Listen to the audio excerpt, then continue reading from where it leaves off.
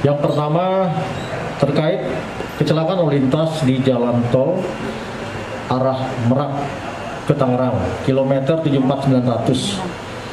Polda Banten khususnya penyidik Direktorat Lalu Lintas telah melakukan gelar perkara pada Jumat tanggal 5 November 2021.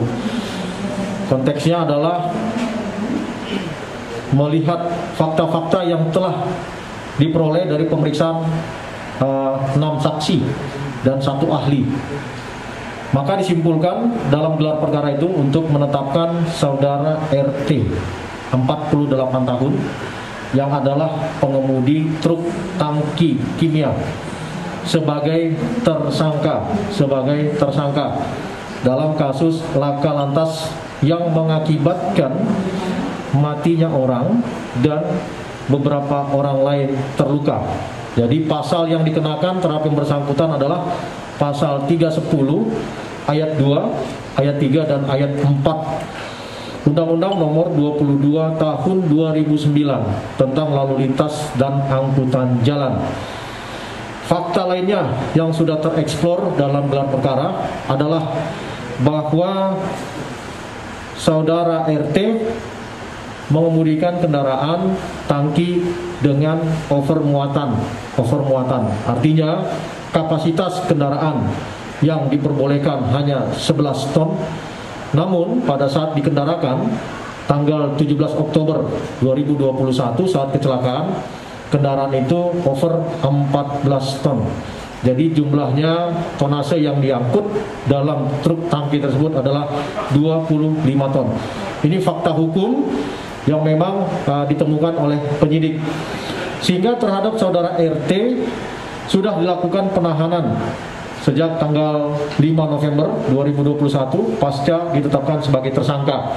Dan saat ini petugas dari penyidik Dit Lantas Polda Banten akan segera menyelesaikan berkas perkara untuk ditahap satukan ke pihak kejaksaan. Demikian informasi pertama yang kami sampaikan. Dan mobil tangki sendiri itu layak jalan atau tidak?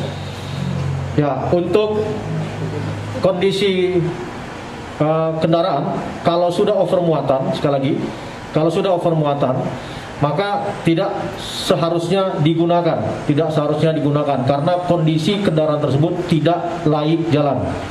Jadi karena sudah over muatan, maka dipastikan bahwa kendaraan tidak layak jalan. Demikian. Dengan pasal yang dijatuhkan ancaman hukum berapa tahun itu? Ancaman hukuman terhadap pasal 310 ayat 2, 3 dan 4 adalah 6 tahun penjara, seperti itu. Pak, kemarin kan bahan kimianya Pak diperiksa di laboratorium ya. Itu hasilnya gimana? Itu bahan kimia apa? Peruntukannya untuk apa? Ya, sejak awal konteksnya dalam olah TKP, Satuan Brimob Polda Banten melalui unit kimia, biologi dan radiologi atau unit KBR telah turun dalam olah TKP, kemudian memastikan bahwa jenis kimia yang ada di dalam tumpahan tersebut adalah asam sulfat H2SO4. Dan pada saat yang bersamaan juga telah dilakukan pembersihan bersama dengan petugas dari manajemen jalan tol, seperti itu. Jadi tidak ada dampak meluas terkait tumpahnya cairan kimia dari truk tangki yang laka terhadap lingkungan dan terhadap orang yang melintas dalam kendaraan dalam jalan tol tersebut.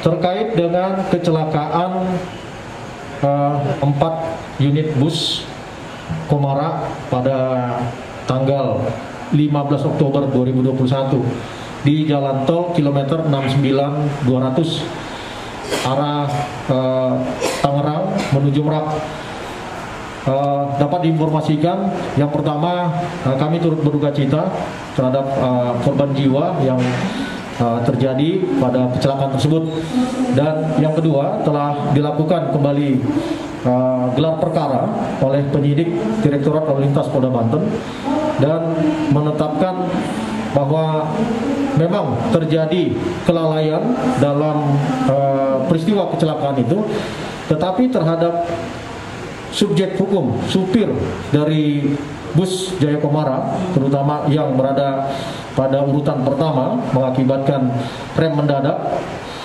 kemudian mengalami meninggal dunia, itu ditetapkan statusnya dari lidik menjadi sidik. Jadi dari lidik menjadi sidik.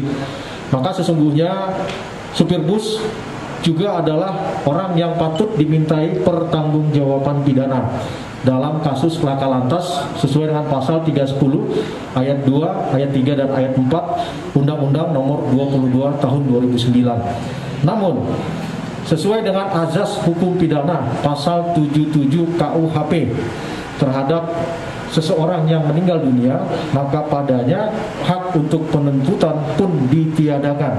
Hak untuk penuntutan pun ditiadakan.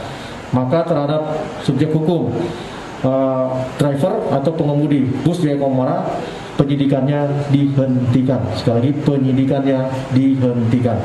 Demikian yang bisa kami sampaikan, teman-teman, dan terima kasih atas perhatian kalian sekalian.